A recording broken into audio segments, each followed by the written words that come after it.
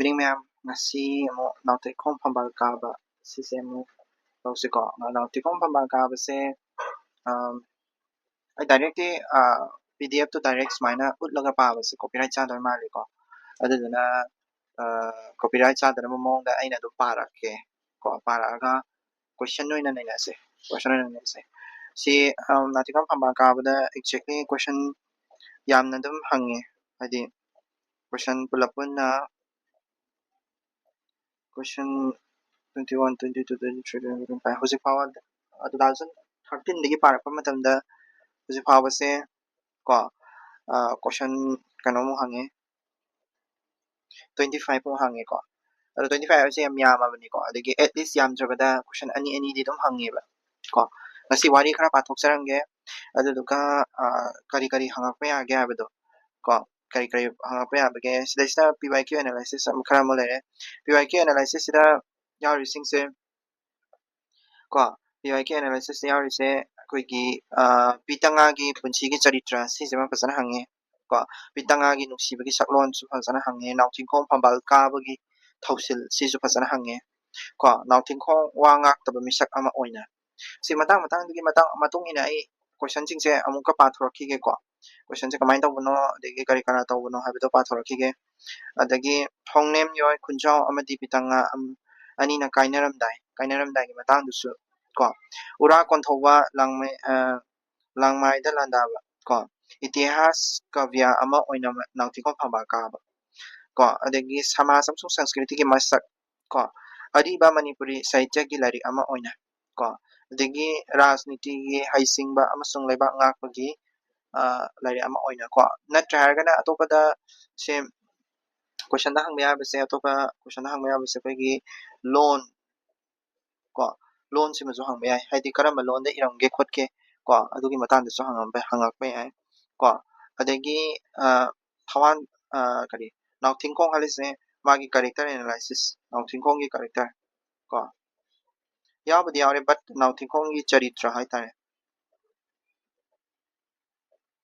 charitra si extra oina hangakpa yabadoni ko charitra ko aduna sida haiba nautingkhong phambal kabagi wari sai lizara age aduga kai question hangige habatu su sidaida hape chorak pamani ko pa age to ai question ja hape jara amda pathoraki ge pathoraka karamaina hangi habatu khangto kanda question jingse amamam tang lokalaksi ko khumba ngamna bagi damakta ko nautingkhom phambal kabada 2013 da hangiba question je taungjing haina thunglabasu noinu thumna watpa noinu thumna leirabasu taungjing haina watpa haiba wafam pawro asi pitanga gi punsida khudam oraga wan topiduna naino pitanga se mai gi nupa ko nautingkhong se thengnaba matamdana adi luhongmagi matam oidaba aduga kai haini karigum nautingkhong se amuk thengnadaba matamdana maje adi tanthorako ko nautingkhong se amuk thengnaba matamdana nautingkhong se mayum palaga mu leramba ko adugumba haidi mana luhongchage na khanjaba mana nungsijaba nupado suphang phangdabado adudugi matangi wari duni iyo aise ko wari ni sidi mana hangba question se 25 mark ke hangi project hangdre ko 25 mark ke se hana thaina hangamba wari 2014 da nautingkhong phambal kaba da kari thosel singna maru oikibage maram chaba wafam sing piduna naino nautingkhong phambal kaba da kari karamba thosel maru oikibage habidi nautingkhol phambal kabada aidi nautingkhol se magi ningthau phambal se kana ba hona madamda kari thausil tawkibage khotkibage aduduni ko 2014 ga topa question amadana nautingkhol phambal kabada pitanga na thingnakiba awaba singda kari maramdagi no sandongna ingo ko pitanga ji awaba thingnaki magi nupa bu loan na thadokipagi wari ga yawbani ko adagi 2015 da pitanga na mapuroi bagi thawai karamna kankibage ko sisuni sim thawai kangrini ko natragadi selosingna hat khadawni adagi 2015 gi atopa question amadana nautingkhong nungsi thaukai yangba haikiba wangak taba misakni haibasi kadai phawa yaningbagi irao aidi yaningi ko aidi pitanga ga mase luhongani na wasakna dana leina aduga atopa nupi ema mo luhongiba ko adugini 2016 da 2016 da lausing chawbi thongna phabi pitanga gi mapuroi bagi thawai kan mangam labaso masabudi kanjaba ngam khide kari maram gino masa matanda matomda sijagi bani ko magi nungsi jaba nupa da phangdre na ko aduduni kari manam mana magi nuksijaba nupa ko mapuroiba di mana kanodagi seloi mayamdagi kanba ngamgibako adubu ma masadi kanba ngamgidebako aduduni ma haise atopa 2016 question amadana karigidamak maitai leima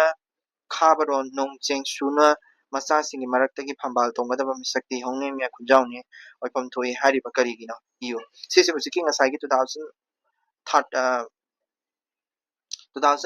da hangiba sigi nautingko phambal kabagi karam karam thoksu maru oikibagi sisiga samani ko haidi mana ningthau oirakpagi maramse ningthau oibagi phambal tongrakpagi magi reason sa haitare ko adu do haidoi ko now adagi 2017 na question amana langngai singna question kraba hongemya khunjaw amadi pitanga ani gi kainaramdagi awaba mikupsing to kainaramdagi magi portion se ko ai husik wari parakani wari dagi mate mate lokthok ko kari kari question matang matang da hape yabagi adagi kari kari na ena maru oibagi habdo matang matang do ai lirake aduga question dugi answer su khumba ngamdam khona se ko now tingko phama ka bada asai bina pitanga liklu ꯂꯧꯊꯤꯕꯤꯒꯤ ꯁꯛꯇꯝ ꯌꯦꯛꯄꯗ ꯅꯨꯡꯁꯤꯕꯒꯤ ꯁꯛꯂꯣꯟ ꯀꯗꯥꯏ ꯐꯥꯎꯕ ꯌꯧꯁꯤꯟꯅ ꯎꯠꯄ ꯉꯝꯕꯒꯦ ꯀꯣ ꯅꯨꯡꯁꯤꯕꯒꯤ ꯍꯥꯏꯗꯤ ꯅꯨꯡꯁꯤꯕꯒꯤꯗꯤ ꯀꯠꯊꯣꯛꯄ ꯃꯌꯥꯝ ꯑꯃ ꯉꯝꯒ꯭ꯔꯤꯅꯤꯀꯣ ꯃꯊ꯭ꯋꯥꯏꯐꯥꯎ ꯊꯥꯔꯤꯅꯤꯀꯣ ꯐꯤꯇꯪꯉꯥꯁꯦ ꯌꯥꯝꯅ ꯐꯕ ꯑꯗꯒꯤ ꯅꯨꯡꯁꯤꯕ ꯆꯦꯠꯄ ꯑꯗꯨꯒꯨꯝꯕ ꯅꯨꯄꯤ ꯑꯃꯈꯛꯅꯤ ꯑꯗꯒꯤ ꯑꯃꯨꯛ 2018ꯒꯤ ꯀꯣꯏꯁꯟ ꯑꯃꯗꯅ ꯃꯩꯗꯤꯡꯉꯨ ꯎꯔꯥ ꯀꯣꯟꯊꯧꯕꯅ ꯂꯪꯃꯥꯏꯁꯤꯡꯗ ꯂꯥꯟꯗꯥꯔꯤꯕ ꯀꯔꯤꯒꯤꯅꯣ ꯔꯥꯖꯅꯤꯇꯤꯒꯤ ꯑꯣꯏꯕ ꯃꯤꯠꯌꯦꯡꯗꯒꯤ ꯀꯗꯥꯏ ꯐꯥꯎꯕ ꯆꯨꯝꯕꯒꯦꯅꯤꯅꯣ ꯀꯣ ꯁꯤꯁꯨꯅꯤ ꯂꯪꯃꯥꯏꯁꯤꯡꯗ ꯂꯥꯟꯗꯥꯔꯤꯕꯒꯤ ꯃꯔꯝ ꯀꯔꯤꯒꯤꯅꯣ ꯍꯥꯏꯕꯁꯦ ꯀꯣꯏꯁꯟꯁꯦ 2018ꯗ ꯑꯃ ꯍꯪꯈ꯭ꯔꯦꯀꯣ 2024ꯗ ꯑꯃꯒ ꯑꯃꯨꯛ ꯍꯪꯉꯛꯈꯤꯅꯤ ꯀꯣꯏꯁꯟꯗꯨ ꯆꯞ ꯆꯥꯅ ꯁꯤꯁꯦ ꯊꯦꯡꯅꯔꯛꯈꯤꯅꯤꯀꯣ 2018ꯒꯤ ꯑꯇꯣꯞꯄ ꯀꯣꯏꯁꯟ ꯑꯃꯗꯅ ꯁꯤꯗꯤ ꯀꯣꯠ ꯇꯧꯔꯒ ꯍꯪꯕꯅꯤꯀꯣ ꯀꯣꯠ ꯇꯧꯔꯒ ꯍꯪꯕꯁꯤꯁꯨ ꯌꯥꯝ ꯍꯪꯉꯤ ꯂꯪꯃꯥꯏ ꯇꯦꯡꯅ ꯌꯤꯡꯀꯥꯕ ꯏꯃꯣꯝ ꯅꯉꯣꯟꯗ ꯅꯨꯌꯦꯟꯕ ꯑꯁꯤꯕꯨ ꯂꯥꯏꯔꯦꯟ ꯃꯩꯗꯤꯡꯉꯨ ꯎꯔꯥ ꯀꯣꯟꯊꯧꯕ ꯃꯁꯨꯝ ꯂꯥꯡꯒꯤꯕꯨ ꯂꯩꯀꯥꯏꯕꯨ ꯖꯔꯨꯛ ꯂꯥꯡꯕꯟ ꯂꯋꯣꯟ ꯂꯧꯀꯨꯝꯕꯒꯤ ꯂꯟꯁꯤꯡꯅꯒꯦ ꯑꯁꯥꯎ ꯈꯝꯕꯤ ꯃꯩꯍꯧꯔꯕ ꯁꯦꯂꯣꯏ ꯂꯪꯃꯥꯏꯁꯤꯡꯒ ꯃꯁꯥꯕꯤ ꯍꯣꯡꯅꯤꯡꯉ ꯈꯨꯟꯖꯥꯎꯒꯤꯗꯃꯛꯇ ꯃꯥꯌꯣꯛꯅꯕꯗ ꯄꯤꯇꯪꯉꯥꯅ ꯎꯕ ꯐꯪꯕ ꯊꯧꯅꯥ ꯑꯃꯗꯤ ꯂꯧꯁꯤꯡꯒꯤ ꯃꯇꯤꯛ ꯃꯒꯨꯟꯁꯤꯡꯕꯨ ꯁꯤꯡꯊꯥꯗꯨꯅ ꯏꯌꯨ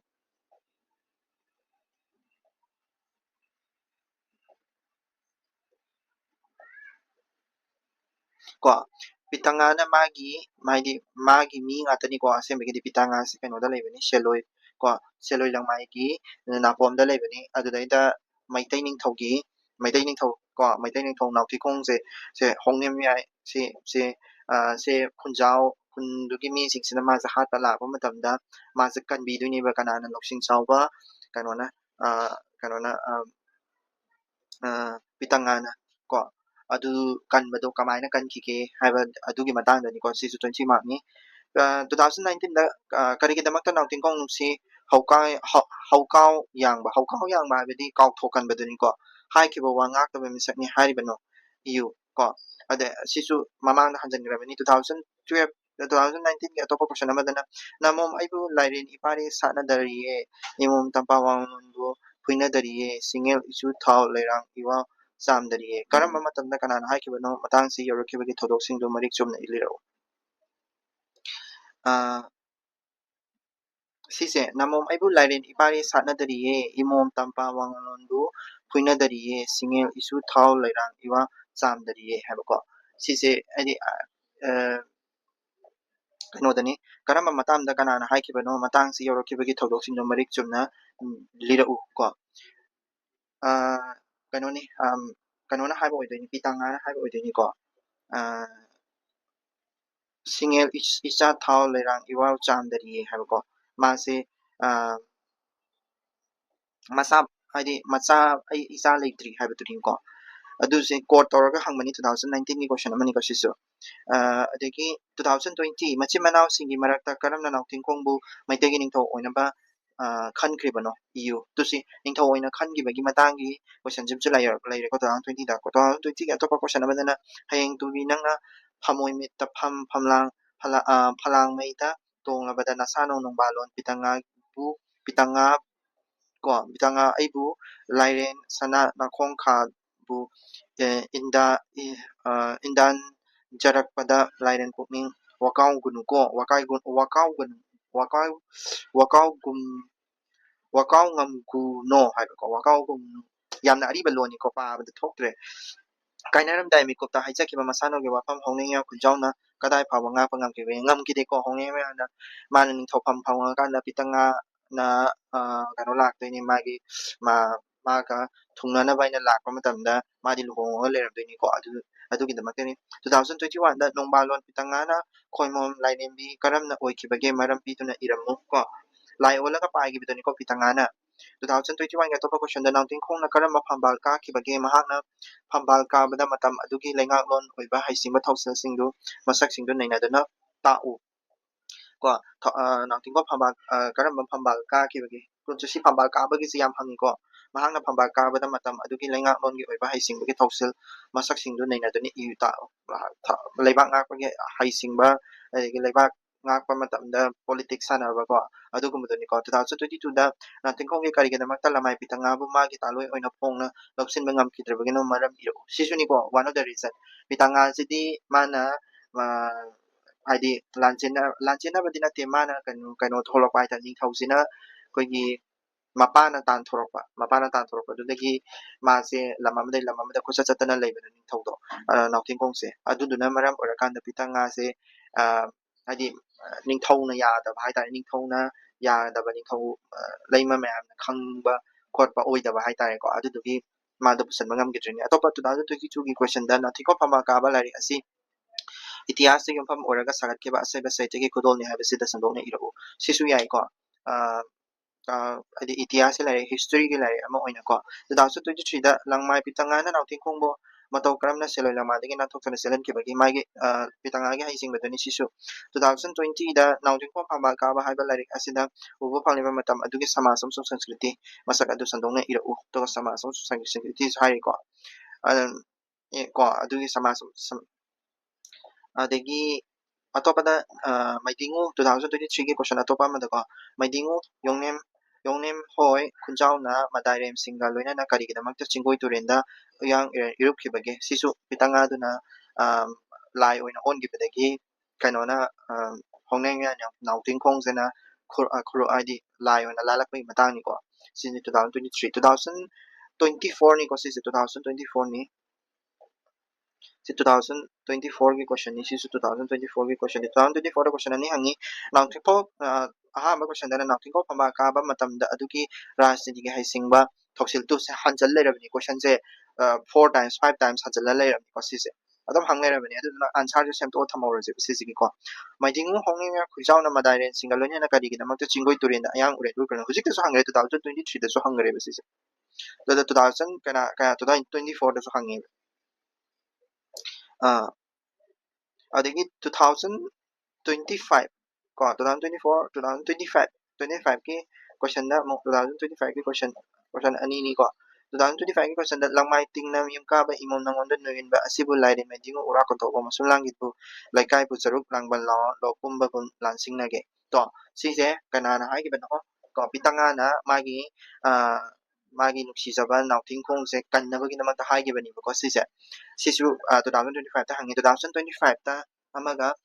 maidingu ura ko thobana lamai singda landari ba kari gino nautingkhong phambal ka ba lyrics sigi matung ina tam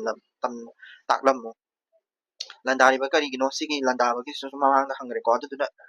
repeated question nga ta ne ko question se aina husik ta aina sida pa thok da se to sigi question tara mu leiri ba tara ma thoi tara hom doi mu leiri ba se masigi question din se khumba madam da question ayamba dum khumba ngamgrani maru oina sisi 2 times mo hangre ko adegi pitanga ani kainaram dai si kaina bagi matangi haising ba haitare sisi 2 times 3 times mo hangre ko wanga ta ba misak se 2 times 3 times mo hangre ko thoksil si da 4 times 3 times 4 times mo hangre ko adegi pitanga gi nuksi bagi saklon pitanga gi haising ba charitra punsi adu chamani ko ayamana adegi samas amasung sanskriti gi masak se question ama hangi ariba manipuri site gi lari ama oina hai sisu question ama hangi rashtriya gi haising ba amasung leibak ngakpa sisu chamani ko ngasai gi duga pham naiba ama haidi kano ningthau pham kahan bagi mong do loan nautingkhong gi charitra ko adu hangapa ya sisi hujimakpe oina di hangdri but hangapa ya bani ko provable ne basis ko provable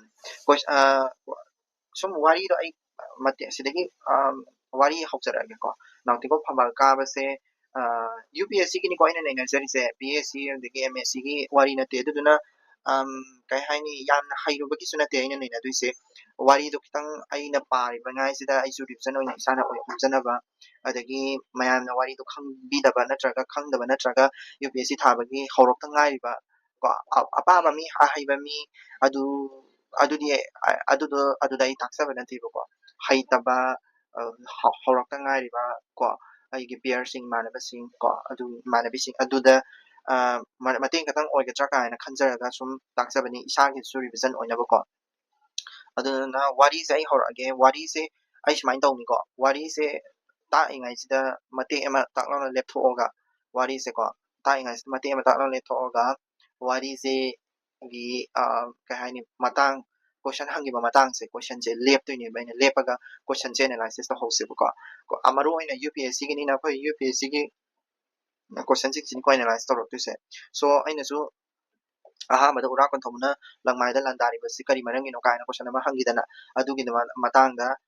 answer ꯏꯅꯕ ꯍꯣꯠꯅꯁꯤꯀꯣ ꯑꯗꯣ ꯋꯥꯔꯤꯗꯣ ꯇꯞꯅ ꯄꯥꯔꯛꯀꯦ ꯃꯇꯥꯡꯗ ꯌꯧꯔꯀꯥꯟꯗ ꯃꯁꯤ ꯃꯇꯥꯡꯁꯤꯗꯗꯤ ꯀꯣꯏꯁꯟ ꯍꯪꯈꯤ ꯈꯣꯠꯈꯤ ꯀ ꯍꯥꯏꯕꯗꯣ ꯍꯥꯏꯔꯒ ꯀꯣꯏꯁꯟꯗꯣ ꯅꯩꯅꯍꯧꯁꯦꯕꯀꯣ ꯑꯗꯨꯗꯤ ꯋꯥꯔꯤꯁꯦ ꯄꯥꯖꯔꯛꯑꯒꯦꯀꯣ ꯑꯗꯨ ꯌꯥꯝꯅꯗꯤ ꯇꯧꯕ ꯉꯝꯃꯣꯏ ꯉꯁꯤ ꯂꯣꯏꯅ ꯂꯣꯏꯁꯟꯕ ꯍꯥꯏꯗꯨꯗꯤ ꯉꯝꯃꯣꯏ ꯕꯠ ꯇꯧꯕꯇꯕꯨ ꯈꯔꯗꯤ ꯂꯣꯏꯁꯟꯁꯤ ꯈꯔ ꯂꯣꯏꯁꯜꯂꯒ ꯆꯠꯈ꯭ꯔꯁꯦ ꯑꯗꯨꯒ ꯁꯨꯝ ꯑꯟꯁꯔꯁꯤ ꯁꯦꯝꯗꯣꯛꯑꯒ ꯆꯠꯈ꯭ꯔꯁꯦꯕꯀꯣ ꯑꯟꯁꯔꯁꯤ ꯁꯦꯝꯗꯣꯛꯑꯒ ꯍꯥꯏꯗꯤ ꯑꯟꯁꯔ ꯄꯣꯏꯟꯁꯤꯡꯗꯣ ꯁꯨꯅꯕ ꯊꯤꯗꯣꯛꯑꯒ ꯑꯗꯨꯝ ꯆꯠꯈ꯭ꯔꯁꯦꯕꯀꯣ ꯀꯔꯝꯕ ꯃꯇꯝꯗ ꯏꯒꯤ ꯑꯗꯒꯤ ꯀꯔꯤ ꯅꯥꯎꯊꯤꯡꯈꯣꯡꯁꯦ ꯀꯔꯝꯕ ꯃꯇꯝꯗ ꯄꯥꯟꯈꯤ ꯑꯗꯨꯒꯨꯝꯕ ꯃꯌꯥꯝꯁꯤꯁꯨ ꯐꯦꯛ ꯑꯃ ꯑꯣꯏꯅ ꯑꯗꯨꯝ ꯊꯝꯖꯟꯕ ꯌꯥꯏꯀꯣ ꯍꯥꯏꯗꯤ that is also important ꯀꯣ ꯅꯥꯎꯊꯤꯡꯈꯣꯡ ꯐꯝꯕꯥꯜ ꯀꯥꯕ ꯀꯣ ꯑꯔꯤꯕ ꯃꯅꯤꯄꯨꯔꯤ ꯁꯥꯍꯤꯇ꯭ꯌꯒꯤ ꯂꯥꯏꯔꯤꯛ ꯈꯔꯒꯤ ꯁꯛꯂꯣꯟ ꯁꯤꯁꯦ ꯑꯩꯅ ꯉꯁꯥꯏ ꯍꯥꯏꯖꯕꯗꯣ ꯑꯩꯈꯣꯏꯒꯤ ꯑꯣꯖꯥ ꯗꯥꯛꯇꯔ ꯃꯉꯥꯡꯆꯠ ꯊꯧꯗꯥꯝ ꯑꯆꯧꯒꯤ ꯂꯥꯏꯔꯤꯛ ꯃꯅꯤꯄꯨꯔꯤ ꯁꯥꯍꯤꯇ꯭ꯌꯒꯤ ꯁꯛꯂꯣꯟ ꯑꯃ ꯀꯣ 19 ꯁꯨꯕ ꯆꯍꯤꯆꯥ ꯐꯥꯎꯕꯒꯤ ꯃꯇꯝꯗ ꯑꯅꯤꯁꯨꯕ ꯐꯣꯡꯕ ꯍꯥꯏꯔꯤꯕ ꯂꯥꯏꯔꯤꯛꯁꯦ ꯃꯩꯇꯩ ꯃꯌꯦꯛꯇꯁꯨ ꯐꯪꯕꯅꯤ ꯑꯗꯒꯤ ꯕꯦꯡꯒꯥꯂꯤꯗꯁꯨ ꯐꯪꯕꯅꯤ ꯄꯥꯎꯅꯥ ꯕꯖꯥꯔꯗꯨꯗꯒꯤ ꯂꯩꯕꯤꯔꯣ ꯑꯗꯨꯗꯒꯤꯅꯤꯀꯣ ꯑꯩꯅ ꯄꯥꯖꯔꯛꯀꯗꯣꯏꯁꯦꯀꯣ ꯁꯣꯔꯁ ꯍꯥꯏꯕꯁꯤꯗꯅꯤ ꯑꯇꯣꯞꯄ ꯁꯣꯔꯁ ꯃꯌꯥꯝ ꯑꯃꯗꯤ ꯂꯩ ꯕꯠ ꯇꯧꯕꯇꯕꯨ ꯗꯥꯏꯔꯦꯛ ꯃꯥꯒꯤ ꯅꯥꯎꯊꯤꯡꯈꯣꯡ ꯐꯝꯕꯥꯜ ꯀꯥꯕ ꯍꯥꯏꯔꯒ ꯂꯥꯏꯔꯤꯛꯁꯨ ꯂꯩ ꯕꯠ ꯂꯥꯏꯔꯤꯛꯇꯣ ꯄꯥꯔꯒ ꯑꯥꯔꯊ ꯍꯟꯗꯣꯛꯑꯒ ꯂꯩꯕꯒꯤ ꯑꯋꯥꯕꯗꯣ ꯑꯣꯖꯥꯁꯤꯅ ꯀꯣꯛꯍꯟꯕꯤꯔꯦꯀꯣ ꯍꯥꯏꯗꯤ ꯁꯤꯒꯤ ꯂꯥꯏꯔꯤꯛꯁꯤꯗꯗꯤ ꯗꯥꯏꯔꯦꯛ ꯑꯥꯔꯊꯗꯣ ꯍꯟꯗꯣꯛꯄꯤꯔꯦꯕ ꯐꯖꯅ ꯑꯗꯨꯁꯨꯃꯆꯥ ꯈꯥꯏꯅꯀꯣ ꯑꯗꯣ UPSCꯒꯤ ꯑꯣꯏꯅꯗꯤ ꯂꯥꯏꯔꯤꯛ ꯑꯁꯦꯡꯕꯗꯣ ꯄꯥꯔꯨꯕꯩ ꯀꯥꯟꯅꯗꯦ ꯕꯠ ꯃꯥꯒꯤ ꯇ꯭ꯔꯥꯟꯁꯂꯦꯠ ꯇꯧꯔꯛꯄ ꯋꯥꯔꯤ ꯁ꯭ꯇꯣꯔꯤꯁꯦ ꯄꯥꯔꯀꯥꯟꯗ ꯁ꯭ꯇꯣꯔꯤꯁꯤꯗꯒꯤ ꯑꯦꯅꯥꯂꯥꯏꯁꯤꯁ ꯇꯧꯔꯒ ꯈꯨꯝꯒꯗꯕ ꯉꯥꯛꯇꯅꯤ ꯍꯥꯏꯕꯗꯤ ꯌꯥꯝꯅ ꯃꯅꯨꯡ ꯍꯟꯖꯟꯕ ꯍꯥꯏꯗꯤ ꯀꯣꯠꯁ ꯇꯧꯔꯒ ꯍꯪꯕꯗꯨꯁꯨ ꯑꯗꯨꯝ ꯗꯤꯀꯣꯠ ꯇꯧꯕ ꯌꯥꯕꯅꯦ ꯀꯣꯠꯁ ꯇꯧꯔꯒ ꯍꯪꯕ ꯍꯥꯏꯗꯤ ꯑꯩꯈꯣꯏꯒꯤ ꯃꯥꯒꯤ ꯂꯥꯏꯔꯤꯛꯇꯨꯗꯒꯤ ꯃꯇꯦꯛ ꯑꯃ ꯂꯧꯊꯣꯛꯑꯒ ꯍꯪꯕꯗꯣ ꯑꯗꯣ ꯑꯗꯨꯝ ꯑꯩꯈꯣꯏꯅ ꯀꯣꯠꯁꯇꯣ ꯗꯥꯏꯔꯦꯛ ꯄꯥꯔꯨꯗ꯭ꯔꯁꯨ ꯑꯩꯈꯣꯏꯅ ꯑꯥꯔꯊꯗꯣ ꯈꯤꯇꯪ ꯍꯥꯏꯐꯦꯠ ꯈꯪꯕ ꯃꯇꯝꯗ ꯀꯗꯥꯏꯗꯒꯤ ꯂꯧꯊꯣꯔꯛꯏꯅꯣ ꯍꯥꯏꯕꯗꯣ ꯑꯗꯨꯝ ꯈꯪꯕ ꯉꯝꯕꯅꯦꯕꯀꯣ ꯌꯦꯡꯉꯁꯤꯀꯣ ꯑꯔꯤꯕ ꯃꯅꯤꯄꯨꯔꯤ ꯁꯥꯍꯤꯇ꯭ꯌꯒꯤ ꯂꯥꯏꯔꯤꯛ ꯈꯔꯒꯤ ꯁꯛꯂꯣꯟ ꯅꯥꯎꯊꯤꯡꯈꯣꯡ ꯐꯝꯕꯥꯜ ꯀꯥꯕꯀꯣ ꯑꯔꯤꯕ ꯃꯩꯇꯩ ꯃꯌꯦꯛꯀꯤ ꯕꯪꯂꯥꯒꯤ ꯃꯌꯦꯛꯇ ꯏꯊꯣꯛꯄꯁꯤꯅ ꯁ꯭ꯔꯤ N ꯈꯦꯜꯆꯟꯗ꯭ꯔꯅ ꯂꯥꯏꯔꯤꯛ ꯑꯁꯤ ꯃꯩꯗꯤꯡꯉꯨ ꯎꯔꯥ ꯀꯣꯟꯊꯧꯕꯅ ꯈ꯭ꯔꯤꯁꯇꯀꯨꯝ 554 ꯗꯒꯤꯅ ꯈ꯭ꯔꯤꯁꯇꯀꯨꯝ 759 ꯀꯣ ꯀꯩꯅꯣꯅ ꯄꯥꯟꯈ꯭ꯔꯤꯁꯦ ꯀꯗꯥꯏꯗꯩꯅ ꯀꯗꯥꯏꯐꯥꯎꯅꯦꯕ ꯑꯩꯈꯣꯏꯒꯤ ꯀꯣ ꯃꯩꯗꯤꯡꯉꯨ ꯎꯔꯥ ꯀꯣꯟꯊꯧꯕꯒꯤ ꯀꯦꯔꯦꯛꯇꯔꯁꯤꯁꯨ ꯑꯗꯨꯝ ꯑꯩꯈꯣꯏ ꯑꯗꯨꯝ ꯌꯦꯡꯁꯟꯕ ꯌꯥꯏꯀꯣ ꯎꯔꯥ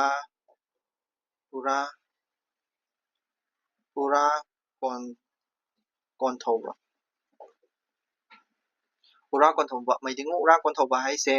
ꯑꯩꯈꯣꯏꯒꯤ ꯃꯇꯝ ꯃꯥꯅ ꯄꯥꯜꯂꯝꯕꯁꯦ ꯀꯣ 568 ꯗꯒꯤꯅ ꯀꯣ 658 ꯐꯥꯎꯕꯅꯤꯀꯣ 568 ꯗꯒꯤꯅ 658 ꯐꯥꯎꯕꯅꯤ AD ꯅꯤꯀꯣ ꯎꯔꯥ ꯀꯣꯟꯊꯧꯕ ꯁꯤꯁꯤꯃ ꯁꯤꯁꯤꯃ ꯂꯩꯔꯦ ꯅꯤꯡꯊꯧꯁꯤꯒꯤ ꯃꯥꯒꯤ ꯃꯆꯥ ꯑꯣꯏꯗꯣꯏꯅꯤꯀꯣ ꯍꯥꯏꯗꯤ ꯃꯩꯗꯤꯡꯉꯨ ꯅꯥꯎꯊꯤꯡꯈꯣꯡ ꯍꯥꯏꯁꯤꯅꯀꯣ ꯃꯩꯗꯤꯡꯉꯨ ꯅꯥꯎꯊꯤꯡꯈꯣꯡ ꯀꯣ ꯃꯩꯗꯤꯡꯉꯨ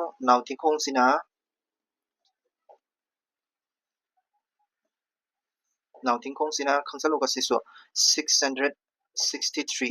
ꯀꯣ ꯆꯥꯇ꯭ꯔꯨꯛꯀ ꯍꯨꯝꯐꯨꯍꯨꯝꯗꯣꯏꯗꯒꯤ 863 ꯍꯥꯏꯕꯗꯤ ꯃꯣꯏꯅ ꯄꯥꯟꯈꯤꯕ ꯅꯠꯇꯦ ꯃꯣꯏꯅ ꯍꯤꯡꯉꯝꯕ ꯃꯇꯝꯗ ꯐꯥꯎꯅꯤꯀꯣ ꯍꯤꯡꯈꯤꯕ ꯃꯇꯝꯗꯐꯥꯎ ko aduni maidingu nauting khong di sahi chama punchi ko aduga ura ko thobadi maise chahi 90 mo or mawale ko adu phambal ba makha pandra sar ko ani khangmiro ko larik asi maidingu ura ko thobana ningthau oringegi maidingu nauting khong na phambal ka dona ningthau oiba phawagi matam da thokiba thokto khara da yumpham oi akan mawasak achepa lipunbu khanghaudana nonglei amana humdokhiduna apam nusi waithungna khidraba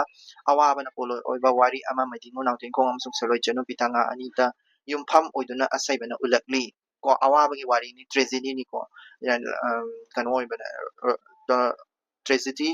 romance story ni oidoni ko lila amasu leibani ko lila amasu leibani nauting khong phambal ka ba haraga dum thibiyo shumang lila ama leibani maming du kaore ni ko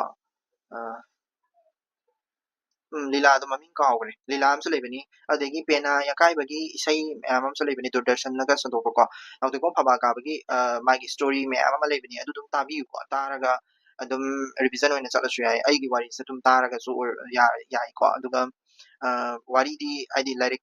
exact lyric to the iriba wari to su dum sang dum pa ba yai ko but hairaga di pabiyo but aidi recommend tawning di ko aduga lila ko mudde dum yeng ba yai ko mai wari da kamai tawgi ke khotki adu kan context to khangnaba and benaya kai bedu su fasana explain tawbani ko para age wari nadi matam lepa se upara ke matam lepa habidi karam kanda igibage asigi lyric se lyric asi kanana karam bachahi da igibage habigi matang da lyric masada pallamde aduduna kanana so hapet haiba ngamde ko exact masigi matam da iramani habise kanana so haiba ngamoi ko magi det tang adegi kanani irinu kholino kananta ni iram banatamnina lyric asigi wari paring asi kristakum gi chahi cha ko 7 suba 700 suba AD da matamda thokrabasu chawrakna kristakumgi sahi cha tara taruk subada ikibani haina longnai ko mina longna bai wari ni 16th century adai da ikibani haina longnai ko thokpa thodok sibudi 7th century da event sibudi thoe but tawadabu koigi taseng ikibadi ko ikiba matam haitare ko ikiba matam sidi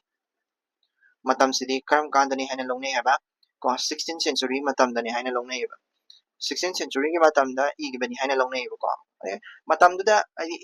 isanba chin hai oina lakba natraga isanba mate isanba wari oina linaba adudo collection tawraga 16th century da igiba admaina igiba oirambasu yai ko but longnai habani exact haiba ngam ponti ko maramdi lyric asigi wari paring da hongnena kunchauna numai singdagi makha pangna khoman ama lam yaunaba chatpagi lambi saitharakpada maidingo chalamba ko just mana saitharakpa matamda maidingo chalamba ko chalamba maidingo chalamba haise magi wari du yaurapadani ko maidingo chalamba gi maming panna iramba asina mayak singna takli to mana 16th century maya da maidingo chalamba se palame ko maidingo chalamba ado maidingo chalamba sidi karama chalamba haise karama matamda pan kibani thongna haragadi 1545 tagina 1562 ko 1545 tagina ko 1562 da ko palamban maidingo chalamba sina palamban matamda iramba male na thajane ko ikiba matamse ko maidingo chalamba gi mamingse yaurokpagi ko palamba tagi ko aduna aidi thodokse 7th century da thok taraga 16th century da iramba lyric ni haina kamana khanabado chalamba gi mamingse yauramamnina ko adagi akhang ahainadi lyric asigi wari paring da nauting khongna khomal lam yauna lakpagi matang irakpada uruk ki maming matang palamba asina lyric asi maharaj Bhaigachandra gi matam natraga matungda ikibani haina mat phongdoknaba lei ko si 16th century da igi habse nataba atopa adi author kya nasu kedoge hara kada nauting ko phama ka se 16th century da natabida ko Bhaigachandra gi matamda ko Bhaigachandra gi matamda irambani haina mayamna su longnai ko haidi mana Bhaigachandra matamna irambani longnai se kaino uruk haiba lam makak magi se yaurok se sisina maram kana Bhaigachandra gi matamda irambani haina longnai ko adagi aduma pu lariki lon khui hiramna chingwa kya ase naina rabdi lari ase angama matamgi saitagi kanglupta thammi ado larik siki magi lon si am ariba lon neba ko lon yan yaudi ba kaishu ko aduduna ma se ariba larik singi marakta thamme ꯑꯔꯤꯕ ꯂꯥꯏꯔꯤꯛ ꯏꯔꯝꯕ ꯃꯔꯛꯇ ꯊꯝꯃꯦꯕ ꯋꯥꯔꯤ ꯑꯁꯤ ꯑꯔꯤꯕ ꯃꯩꯇꯩꯂꯣꯟꯗ ꯏꯕꯅꯤ ꯋꯥꯍꯩꯒꯤ ꯑꯥꯔꯊ ꯈꯪꯕꯗ ꯈꯔꯗꯤ ꯂꯨꯅ ꯊꯣꯛꯏ ꯀꯔꯤꯒꯨꯝꯕ ꯑꯃꯕꯨ ꯁꯩꯊꯥꯕꯗ ꯁꯥꯡꯊ ꯂꯦꯡꯊꯅ ꯏ ꯃꯄꯥꯟ ꯂꯝꯒꯤ ꯂꯣꯟ ꯂꯝꯗꯝꯁꯤꯒꯤ ꯋꯥꯍꯩꯗ ꯃꯃꯤ ꯇꯥꯗ꯭ꯔꯤꯉꯩ ꯏꯔꯝꯕꯅꯤ ꯍꯥꯏꯕꯁꯤ ꯂꯥꯏꯔꯤꯛ ꯑꯁꯤ ꯄꯥꯔꯒ ꯈꯪꯕ ꯉꯝꯃꯤ ꯑꯔꯤꯕ ꯂꯣꯟꯅ ꯏꯔꯝꯂꯤꯕ ꯂꯥꯏꯔꯤꯛ ꯑꯁꯤꯒꯤ ꯋꯥꯔꯤ ꯄꯔꯤꯡꯗꯤ ꯋꯥꯔꯤ ꯄꯔꯤꯡ ꯑꯩ ꯄꯥꯖꯔꯒꯦꯀꯣ ꯃꯁꯤꯅ ꯇꯥꯛꯄꯗꯤ ꯂꯥꯏꯔꯤꯛ ꯑꯁꯦ ꯑꯔꯤꯕ ꯃꯇꯝꯒꯤ ꯂꯣꯟꯗ ꯏꯔꯝꯕꯅꯤ ꯑꯗꯨꯗꯨꯅ ꯑꯔꯤꯕ ꯂꯤꯇꯔꯦꯆꯔ ꯑꯃ ꯑꯣꯏꯅ ꯅꯩꯅꯔꯤꯁꯤꯅꯦꯕꯀꯣ ꯃꯅꯤꯄꯨꯔꯤ ꯂꯤꯇꯔꯦꯆꯔ ꯑꯃ ꯑꯣꯏꯅ ꯂꯩꯅꯔꯤꯁꯤꯅꯤ ꯏꯈꯤꯕꯒꯤ ꯃꯇꯝꯁꯦ 16th ꯁꯦꯟꯆꯨꯔꯤ ꯑꯗꯥꯏꯗꯅꯤ ꯍꯥꯏꯅ ꯂꯧꯅꯔꯤꯁꯤꯅ ꯀꯔꯤꯒꯤꯅꯣ ꯃꯩꯇꯩꯒ ꯆꯂꯥꯝꯕꯒꯤ ꯃꯃꯤꯡ ꯄꯜꯂꯝꯕꯩꯅꯤ ꯕꯩꯒꯆꯟꯗ꯭ꯔꯒꯤ ꯃꯇꯝꯗ ꯏꯔꯝꯕꯅꯦ ꯍꯥꯏꯅꯁꯨ ꯃꯤꯅꯁꯨ ꯍꯥꯏꯅꯩ ꯀꯩꯒꯤꯅꯣ ꯍꯥꯏꯔꯒꯗꯤ ꯎꯔꯨꯞ ꯍꯥꯏꯕ ꯂꯝꯁꯦ ꯕꯩꯒꯆꯟꯗ꯭ꯔꯒꯤ ꯃꯇꯝꯗ ꯊꯣꯟꯈꯤꯕꯅꯦ ꯑꯗꯨꯗꯨꯅ ꯎꯔꯨꯞꯁꯦ ꯃꯇꯝꯗꯨꯗ ꯄꯜꯂꯝꯕꯅꯤꯅ ꯕꯩꯒꯆꯟꯗ꯭ꯔꯒꯤꯗ ꯃꯇꯝꯗ ꯏꯔꯝꯕꯅꯤ ꯍꯥꯏꯅꯁꯨ ꯂꯧꯅꯕꯒꯤ ꯋꯥꯔꯤꯅꯦꯕꯀꯣ ꯂꯥꯏꯔꯤꯛ ꯑꯁꯤꯒꯤ ꯋꯥꯔꯤ ꯄꯔꯤꯡ ꯑꯩ ꯄꯥꯖꯔꯛꯑꯒꯦꯀꯣ ꯍꯌꯥ ꯍꯦ ꯍꯦ ꯅꯤꯡꯊꯧꯔꯣꯏ ꯑꯊꯣꯏꯕ ꯏꯕꯨꯡꯉꯣ ꯅꯅꯥꯏ ꯂꯥꯏꯔꯤꯛ ꯂꯦꯡꯕ ꯑꯩꯅ ꯃꯃꯥꯡꯉꯩꯒꯤ ꯅꯕꯨꯗꯧ ꯃꯩꯗꯤꯡꯉꯨ ꯃꯩꯇꯩ ꯅꯤꯡꯊꯧ ꯅꯥꯎꯊꯤꯡꯈꯣꯡ ꯂꯣꯏꯆꯤꯡ ꯐꯑꯣꯏ ꯆꯤꯡꯗ ꯂꯥꯟꯗꯥꯗꯨꯅ ꯃꯉꯥꯡꯁꯤꯡꯕꯨ ꯃꯥꯏꯊꯤꯕ ꯄꯤꯈꯤ ꯍꯥꯏꯗꯨꯅ ꯃꯉꯥꯡ ꯉꯝꯕ ꯍꯥꯏꯅꯁꯨ ꯀꯧꯕ ꯁꯦꯂꯣꯏ ꯆꯤꯡ ꯅꯣꯡꯃꯥꯏ ꯆꯤꯡ ꯕꯥꯔꯣꯅꯤ ꯆꯤꯡꯗ ꯂꯩꯕ ꯑꯆꯣꯡ ꯌꯨꯝꯂꯦꯝꯕꯝ ꯅꯤꯡꯉꯣꯜ ꯂꯪꯃꯥꯏ ꯄꯤꯇꯉꯥ ꯂꯧꯗꯨꯅ ꯁꯦꯂꯣꯏ ꯂꯪꯃꯥꯏ ꯆꯤꯡꯗ ꯌꯥꯎ ꯏꯟꯗꯨꯅ ꯂꯩꯕꯒꯤ ꯋꯥꯔꯣꯜ ꯅꯥꯎꯊꯤꯡꯈꯣꯡꯅ ꯂꯪꯃꯥꯏ ꯆꯤꯡꯗ ꯌꯥꯎ ꯏꯟꯗꯨꯅ ꯂꯩꯕꯗꯒꯤ ꯁꯦꯂꯣꯏ ꯂꯪꯃꯥꯏ ꯃꯌꯥꯝꯅ ꯍꯥꯠꯀꯗꯕꯗꯒꯤ ꯈꯨꯃꯟ ꯂꯝꯗ ꯆꯦꯜꯂꯛꯇꯨꯅ ꯈꯨꯃꯟ ꯅꯤꯡꯊꯧ ꯑꯗꯣꯟ ꯄꯨꯟꯁꯤ ꯌꯨꯃꯣꯏꯕꯅ ꯌꯣꯛꯇꯨꯅ ꯊꯝꯕꯤꯈꯤꯕ ꯃꯆꯥꯅꯨꯄꯤ ꯈꯩꯔꯣꯏꯔꯣꯟ ꯀꯩꯔꯨꯡꯍꯥꯡꯕꯤ ꯄꯤꯗꯨꯅ ꯌꯣꯛꯄꯤ ꯊꯥꯛꯄꯤꯗꯨꯅ ꯂꯩꯕ ꯅꯥꯎꯊꯤꯡꯈꯣꯡꯅ ꯈꯨꯃꯟꯗꯒꯤ ꯂꯨꯋꯥꯡ ꯃꯀꯨꯕꯤ ꯆꯤꯡꯗ ꯂꯥꯛꯇꯨꯅ ꯂꯨꯋꯥꯡ ꯅꯤꯡꯊꯧ ꯄꯨꯟꯁꯤꯕꯒꯤ ꯃꯅꯥꯛꯇ ꯁꯩꯗꯥꯡꯗꯨꯅ ꯂꯨꯋꯥꯡ ꯌꯣꯛꯇꯨꯅ ꯂꯩꯕꯒꯤ ꯋꯥꯔꯣꯜꯕꯨ ꯍꯌꯥ ꯂꯥꯎꯅ ꯃꯊꯪ ꯏꯁꯩ ꯑꯣꯏꯅ ꯁꯛꯂꯛꯀꯦ ꯀꯣ ꯂꯥꯏꯔꯤꯛꯁꯤꯒꯤ ꯈꯨꯏꯒꯤꯗ ꯃꯇꯥꯡꯗꯁꯨ ꯂꯥꯛꯑꯦꯀꯣ ꯂꯥꯏꯔꯤꯛꯁꯤꯒꯤ ꯈꯨꯏꯁꯦ ꯁꯩꯔꯦꯡꯒꯤ ꯈꯨꯏꯅꯤꯀꯣ ꯏꯁꯩꯒꯤ ꯈꯨꯏꯅꯦꯕ ꯏꯁꯩ ꯑꯣꯏꯅ ꯏꯔꯝꯃꯤꯅꯦꯕ ꯑꯦꯟ ꯃꯥꯅ ꯏꯔꯛꯏꯕ ꯁꯤꯀ꯭ꯋꯦꯟꯁ ꯅꯥꯏꯅ ꯃꯥꯅ ꯁꯩꯊꯥꯖꯔꯛꯀꯦ ꯀꯥꯏꯅ ꯍꯥꯏꯔꯤꯁꯦ ꯍꯥꯏꯗꯤ ꯉꯁꯥꯏꯒꯤ ꯅꯥꯎꯊꯤꯡꯈꯣꯡꯁꯤꯅ ꯑꯍꯥꯟꯕꯗ ꯑꯩꯈꯣꯏꯒꯤ ꯄꯤꯇꯥꯡꯉꯥꯒ ꯂꯩꯃꯤꯟꯅꯕ ꯁꯦꯂꯣꯏ ꯂꯪꯃꯥꯏꯗ ꯑꯗꯒꯤ ꯄꯤꯇꯥꯡꯉꯥꯒꯤ ꯂꯩꯃꯤꯟꯅꯔꯕ ꯃꯇꯨꯡꯗ ꯃꯥꯁꯦ ꯁꯦꯂꯣꯏ ꯃꯌꯥꯝꯅ ꯍꯥꯠꯇꯣꯔꯦꯅ ꯀꯩꯅꯣꯗꯒꯤ ꯇꯥꯜꯂꯛꯄꯗꯒꯤ ꯀꯣ ꯁꯦꯂꯣꯏ ꯂꯪꯃꯥꯏꯅ ꯆꯦꯜꯂꯛꯇꯨꯅ ꯈꯨꯃꯟ ꯅꯤꯡꯊꯧꯒꯤ ꯑꯃꯨꯛ ꯂꯩꯃꯤꯟꯅꯕ ꯈꯨꯃꯟ ꯅꯤꯡꯊꯧꯗꯒꯤ ꯑꯃꯨꯛ ꯂꯥꯛꯑꯒ ꯀꯩꯗꯧꯒꯦ ꯍꯥꯏꯔꯀꯥꯟꯗ ꯈꯨꯃꯟ ꯅꯤꯡꯊꯧꯅ ꯌꯣꯛꯄꯤꯗꯣꯏꯅꯦꯕꯀꯣ ꯈꯨꯃꯟ ꯅꯤꯡꯊꯧꯗꯒꯤ ꯃꯥꯁꯦ ꯀꯅꯥꯅ ꯑꯃꯨꯛ ꯂꯨꯋꯥꯡ ꯅꯤꯡꯊꯧ ꯄꯨꯟꯁꯤꯕꯅ ꯑꯃꯨꯛ ꯍꯥꯏꯗꯤ ꯂꯨꯋꯥꯡ ꯅꯤꯡꯊꯧ ꯄꯨꯟꯁꯤꯕꯗ ꯑꯃꯨꯛ ꯍꯥꯏꯗꯤ ꯈꯨꯃꯟꯒ ꯂꯨꯋꯥꯡꯒꯁꯦ ꯃꯇꯝꯗꯨꯗ ꯐ꯭ꯔꯦꯟ ꯑꯣꯏꯅꯔꯒ ꯂꯩꯔꯝꯗꯣꯏꯅꯦꯕꯀꯣ ꯑꯗꯨꯗꯒꯤ ꯃꯥꯁꯦ ꯂꯨꯋꯥꯡꯗ ꯑꯃꯨꯛ ꯆꯠꯂꯒ ꯂꯨꯋꯥꯡꯒꯤ ꯍꯥꯏꯗꯤ ꯃꯥ ꯑꯗꯨꯗꯩꯗ ꯗꯤꯄ꯭ꯂꯣꯃꯦꯇꯤꯛ ꯔꯤꯂꯦꯁꯟꯁꯤꯞ ꯊꯝꯅꯕ ꯀꯩꯅꯣ ꯍꯥꯏꯗꯤ ꯄꯥꯔꯠꯅꯔ ꯁꯦꯝꯅꯕꯒꯤꯗꯃꯛꯇ ꯃꯥꯒꯤ ꯃꯆꯥꯅꯨꯄꯤꯁꯤꯡꯁꯦ ꯂꯧꯕꯒꯤ ꯑꯗꯨꯃꯥꯏꯅꯀꯣ ꯅꯤꯡꯊꯧ ꯀꯩꯅꯣꯅ ꯅꯤꯡꯊꯧ ꯅꯥꯎꯊꯤꯡꯈꯣꯡꯁꯤꯅ ꯂꯧꯕꯒꯤ ꯃꯇꯥꯡ ꯑꯗꯨ ꯂꯣꯏ ꯌꯥꯎꯔꯛꯀꯗꯣꯏꯅꯤꯀꯣ ꯑꯗꯨꯗꯨꯅꯤꯀꯣ ꯃꯥꯅ ꯋꯥꯔꯤ ꯄꯔꯤꯡꯁꯤꯗ ꯍꯥꯏꯔꯤꯁꯦ ꯀꯣ ꯁꯤꯅꯤ ꯑꯗꯨ ꯇꯥꯔꯒꯗꯤ ꯁꯤꯗꯒꯤ ꯑꯩꯈꯣꯏꯅ ꯀꯔꯤ ꯄꯣꯏꯟ ꯈꯪꯕ ꯉꯝꯃꯦ ꯑꯍꯥꯟꯕ ꯄꯦꯔꯥꯒ꯭ꯔꯥꯐꯁꯤꯗꯒꯤ ꯑꯩꯈꯣꯏꯅ ꯀꯔꯤ ꯈꯪꯕ ꯉꯝꯃꯦ ꯍꯥꯏ ꯇꯥꯔꯒꯗꯤ ꯁ꯭ꯇꯥꯏꯜ ꯍꯥꯏꯇꯥꯔꯦ ꯕꯨꯛꯁꯦ ꯂꯥꯏꯔꯤꯛꯁꯦ ꯀꯔꯤꯅꯣ ꯍꯥꯏꯔꯒꯗꯤ ꯏꯁꯩꯅꯦꯕꯀꯣ ꯏꯁꯩꯅꯦꯕ ꯏꯁꯩ ꯑꯣꯏꯅ ꯁꯛꯄꯅꯤ ꯑꯗꯒꯤ ꯂꯥꯏꯔꯤꯛꯁꯤꯒꯤ ꯍꯧꯔꯛꯄ ꯃꯇꯝꯗ ꯀꯩꯗꯧꯒꯦ ꯍꯥꯏꯔꯀꯥꯟꯗ ꯍꯌꯥ ꯍꯦ ꯍꯦ ꯅꯤꯡꯊꯧꯔꯦꯜ ꯑꯊꯣꯏꯕ ꯍꯥꯏꯔꯒ ꯍꯧꯔꯛꯑꯕꯅꯤꯅ ꯈꯨꯏꯁꯦ ꯀꯃꯥꯏꯅ ꯇꯧꯔꯛꯑꯅꯤ ꯈꯨꯏꯁꯤꯗ ꯑꯩꯈꯣꯏꯒꯤ ꯅꯤꯡꯊꯧꯕꯨ ꯈꯨꯔꯨꯝꯖꯔꯒ ꯏꯕ ꯑꯃꯒꯤ ꯈꯨꯏꯁꯤꯅ ꯅꯤꯡꯊꯧꯕу ꯈꯨꯔꯨꯝꯖꯔꯒ ꯏꯕ ꯑꯃ ꯌꯥꯎꯔꯤꯕ ꯅꯤꯡꯊꯧ ꯈꯨꯔꯨꯝꯖꯕꯀꯣ ꯈꯨꯔꯨꯝꯖꯗꯨꯅ ꯍꯧꯕ ꯈꯨꯔꯨꯝꯖꯗꯨꯅ ꯍꯧꯕ ꯑꯃ ꯌꯥꯎꯔꯤꯕ ꯑꯗꯨꯅ ꯍꯌꯦꯡ ꯈꯨꯏꯒꯤ ꯀꯣꯏꯁꯟ ꯍꯪꯉꯛꯄ ꯃꯇꯝꯗ ꯂꯥꯏꯔꯤꯛꯁꯤꯒꯤ ꯃꯑꯣꯡ ꯃꯇꯧ ꯍꯪꯉꯛꯄ ꯃꯇꯝꯗ ꯁꯤꯒꯤꯁꯦ ꯀꯩꯅꯣꯅꯦꯕ ꯁꯤꯒꯤꯁꯦ ꯃꯇꯥꯡꯁꯦ ꯍꯥꯞꯄꯝ ꯇꯥꯔꯦꯅꯀꯣ ꯍꯌꯦꯡ ꯄꯩꯈꯥꯗ ꯀꯣ ꯏꯈꯤꯕꯒꯤ ꯃꯇꯝꯁꯤꯒꯤ ꯃꯇꯥꯡꯁꯤꯗ ꯍꯪꯉꯛꯑꯒꯅ ꯎꯔꯨꯞ ꯌꯥꯎꯔꯕꯅꯤꯅ ꯕꯩꯒꯆꯟꯗ꯭ꯔꯒꯤ ꯃꯇꯝꯗꯅꯤ ꯀꯥꯏꯅꯒ ꯀꯣ ꯕꯩꯒꯆꯟꯗ꯭ꯔꯒꯤ ꯃꯇꯝꯗ ꯏꯔꯝꯕꯅꯤ ꯀꯥꯏꯅꯒ ꯈꯟꯅꯩ ꯅꯠꯇ꯭ꯔꯒ 16th ꯁꯦꯟꯆꯨꯔꯤ ꯃꯇꯝꯗ ꯏꯔꯝꯕꯅꯤ ꯍꯥꯏꯅ ꯈꯪꯅꯩ ꯀꯩꯒꯤꯅꯣ ꯃꯩꯇꯩꯉ ꯆꯂꯥꯝꯕꯒꯤ ꯃꯃꯤꯡ ꯌꯥꯎꯕꯩꯅꯤ ꯍꯥꯏꯁꯦ ꯁꯤꯁꯤ ꯍꯌꯦꯡ ꯂꯣꯟ ꯑꯃꯁꯨꯡ ꯃꯥꯒꯤ ꯂꯥꯏꯔꯤꯛꯁꯤꯒꯤ ꯃꯑꯣꯡ ꯃꯇꯧꯗꯨꯒꯤ ꯃꯇꯥꯡꯗ ꯗꯤꯁꯀ꯭ꯔꯤꯞꯁꯟ ꯄꯤꯌꯣꯅ ꯍꯪꯉꯛ ꯇꯥꯔꯒꯗꯤ ꯁꯤꯁꯦ ꯄꯤ ꯇꯥꯕꯅꯤꯀꯣ ꯑꯗꯒꯤ ꯈꯨꯏꯁꯦ ꯅꯤꯡꯊꯧ ꯈꯨꯔꯨꯝꯕꯗꯒꯤ ꯍꯧꯔꯦ ꯑꯔꯤꯕ ꯃꯩꯇꯩꯂꯣꯟ ꯁꯤꯖꯤꯟꯅꯔꯒ ꯏꯔꯝꯃꯤ ꯀꯣ ꯂꯣꯟꯌꯥꯟ ꯌꯥꯎꯗꯦ ꯀꯣ ꯑꯗꯨꯒ ꯂꯥꯏꯔꯤꯛꯁꯦ ꯏꯔꯝꯕ ꯑꯁꯤ ꯑꯩꯈꯣꯏꯒꯤ ꯂꯣꯟꯌꯥꯟ ꯌꯥꯎꯗꯕ ꯀꯣ ꯃꯔꯤ ꯁꯝꯅꯕ ꯍꯥꯏꯗꯤ ꯑꯥꯔꯊ ꯈꯪꯕ ꯍꯥꯏꯗꯤ ꯀꯔꯤꯒꯨꯝꯕ ꯍꯥꯏꯗꯤ ꯁꯩꯊꯥꯕ ꯂꯦꯡꯊꯕꯒꯤ ꯇꯥꯏꯞꯇꯅꯦꯕ ꯃꯥꯅꯀꯣ ꯏꯁꯩꯒꯤ ꯇꯥꯏꯞꯇ ꯂꯥꯏꯔꯤꯛꯁꯦ ꯏꯔꯝꯃꯦ ꯍꯥꯏꯕꯅꯤꯀꯣ ꯃꯈꯥ ꯑꯃꯨꯛ ꯄꯥꯖꯔꯛꯑꯒꯦ ꯑꯦꯛꯖꯥꯝ ꯄꯣꯏꯟꯅꯤꯀꯣ ꯁꯤꯁꯦ ꯑꯦꯛꯖꯥꯝ ꯄꯣꯏꯟꯅꯤ ꯃꯩꯇꯩ ꯂꯩꯕꯥꯛꯀꯤ ꯃꯍꯥꯔꯥꯅꯤ ꯈꯥꯕ ꯁꯂꯥꯏ ꯌꯨꯝꯅꯥꯛꯀꯤ ꯅꯤꯡꯉꯣꯜ ꯅꯣꯡꯖꯦꯡꯁꯨꯒꯤ ꯒꯔꯚꯗꯒꯤ ꯃꯆꯥꯅꯨꯄꯥ ꯃꯔꯤ ꯄꯣꯛꯏ ꯁꯤꯒꯤ ꯄꯣꯠꯁꯦ ꯂꯥꯛꯑꯅꯤꯀꯣ ꯉꯁꯥꯏꯒꯤ ꯑꯩꯈꯣꯏꯒꯤ ꯅꯤꯡꯊꯧ ꯀꯃꯥꯏꯅ ꯑꯣꯏꯈꯤ ꯅꯤꯡꯊꯧ ꯀꯃꯥꯏꯅ ꯃꯥꯁꯦ ꯎꯔꯥ ꯀꯣꯟꯊꯧꯕꯁꯦ ꯅꯤꯡꯊꯧ ꯀꯃꯥꯏꯅ ꯑꯣꯏꯈꯤ ꯃꯆꯥꯁꯤꯡꯒꯤ ꯃꯔꯛꯇꯒꯤ ꯎꯔꯥ ꯀꯣꯟꯊꯧꯕꯅ ꯀꯔꯤꯒꯤꯗꯃꯛꯇ ꯅꯥꯎꯊꯤꯡꯈꯣꯡꯁꯦ ꯈꯜꯂꯤꯅꯣ ko question asigi matang yaw ki ko mamangda ura kon thobana kari maramgi ningthau oina khangirino ningthau oigirino kamaina no habido ai sidai hajarake ko nadi question dama oina semge kariba question do koigi ura kon thobana ura kon thobana sise question se on thosu yai ko kamaina on thosu yai har kanda koigi kamaina karamba diplomatic hai tare mongda or karamba mongda ningthau ka thawan kano ningthau ko nauthi kong se karamna ningthau oikhibagi adumaina question se semto osu yai ko adi karamaina ningthau ohen khibagi ko adumaina semto osu yai natra haragana ura kon thobana kari gidamakta nauthing khong bu nauthing khong bu hambal kahanba mabu khalli se kaigino ba mabu ningthau oina khalli se kaigino ba ningthau oina khalli se maram sai sidaisa mai makhala padara pa haira age ko maitai leibaki ko ura kon thobogi magi nupi hai tare ko maharani ko ningol nongjengshu ko yumna kano salai yumna ki ningol nongjengshu na macha mari poe ko sida iram magi ko macha mari poe kanana ningol ko maitai leibaki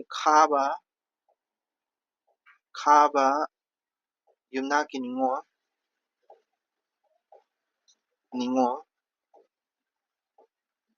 nongjengshu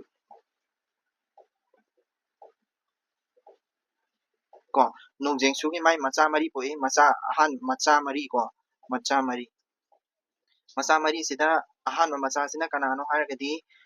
macha nupa mari da yaima oriba hongnem yoy khunjau ko bodi nongpok maikai lamda leiba seloi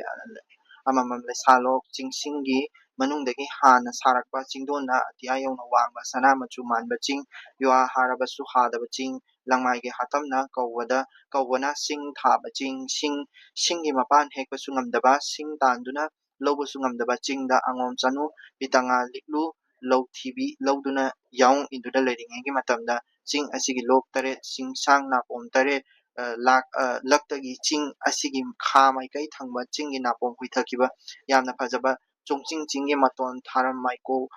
moikai chingda yumpham oiduna lei ko macha mari siki manung sida macha yaima haitare ko macha yaima se kanano haragadi hongnem yoi ha ko sorry hongnem yoi sineba nauthing khong oirakse nauthing khong haise ko hongnem yoi sineba ko adagi seloi chingda yaung induna lerakpa chahi pharakpada magi loina bi angom yek oiba yumna ki chanu ningol oiba pitanga liklu lowthibiga yamna nungsinana pukning tinnana chana chinana lerakpa matam aduda seloi langmai mayam hoduna khunpham khangchengda landage haukap chingsada landage haina hau tawduna langidama khongsalakle seloi chinggi mafam ama langmai ningthau kaino chingsomba nongpok ningthau na masanaw tubi mangang chanu tangka nupi huitinga tangka chanu panthoibibu unage haina numit chupa ngairamba chingma huttagi seloi mayam hoduna lakle mamai maikai nongchu pangba chingda lamai thadol amduna lakle ko wari se chum ai adum short ta adum explain tawrake ko maharani sina macha mari poe hai macha mari sigi mai maming singse macha mari sigi mai maming singse yai ma sigi bidi hongnai mi ai sigi kano nauting khong kaurani ko yai ma sini ba kano da leitoise karaida khogi seloi langmai chingda kano se luhong da bitani kano ga yamna nungsinana khogi kana leingse pitanga sigi magi khogi asengba maming se haitare pitanga character sisu character analysis su yamna hadi kano important oi ko character analysis sisu pitanga gi punchigi charitra pitangagi magi character analysis tawon hairak taragadi pitangagi asengba maming sisu khangba changi ko ado pitangagi asengba maming se ai irake ko sa ko nongmai nongmai ching nongmai chingda leiba achong achong achong yumlembam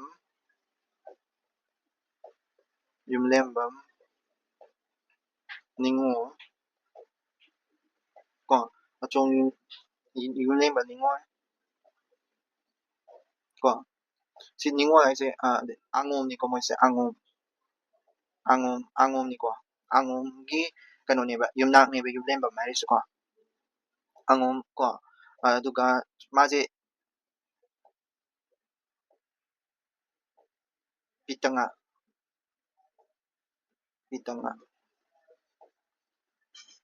pitanga pitanga hai sin ko pitanga ko liklu lauthi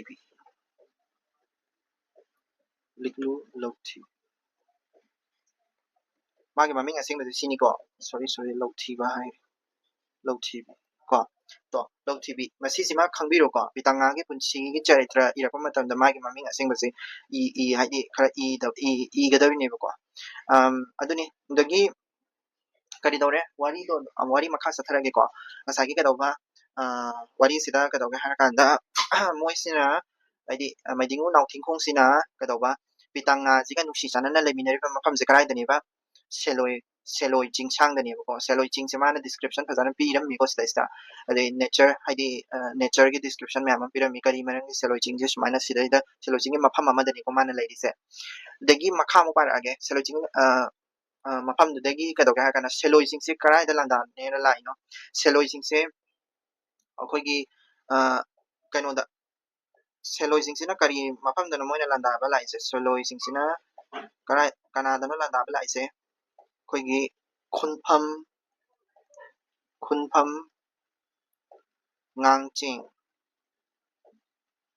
ꯉꯥꯡꯆꯤꯡ ꯀꯣ ꯑꯗꯨꯒ ꯑꯃꯅ ꯍꯥꯎ ꯀꯞ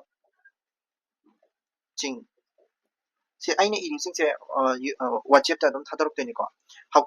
ꯍꯧꯀꯞ ꯆꯤꯡꯁꯥꯡꯗ ꯂꯥꯟꯗꯥꯕꯅꯦꯕ ꯂꯥꯛꯇꯣꯏꯁꯦ ꯂꯥꯟꯗꯥꯕ ꯀꯣ ꯁꯦꯂꯣꯏꯁꯤꯡꯁꯤꯅ ꯂꯥꯛꯇꯣꯏꯅꯤ ꯀꯗꯥꯏꯗ ꯈꯨꯟꯐꯝ ꯉꯥꯡꯆꯤꯡ ꯍꯧꯖꯤꯛ ꯍꯧꯀꯞ ꯆꯤꯡꯁꯥꯡꯗ ꯂꯥꯟꯗꯥꯕ ꯂꯥꯛꯇꯣꯏꯅꯤ ꯁꯦꯂꯣꯏꯁꯤꯡꯁꯤꯅ ꯂꯥꯟꯗꯥꯕ ꯂꯥꯛꯄꯁꯤ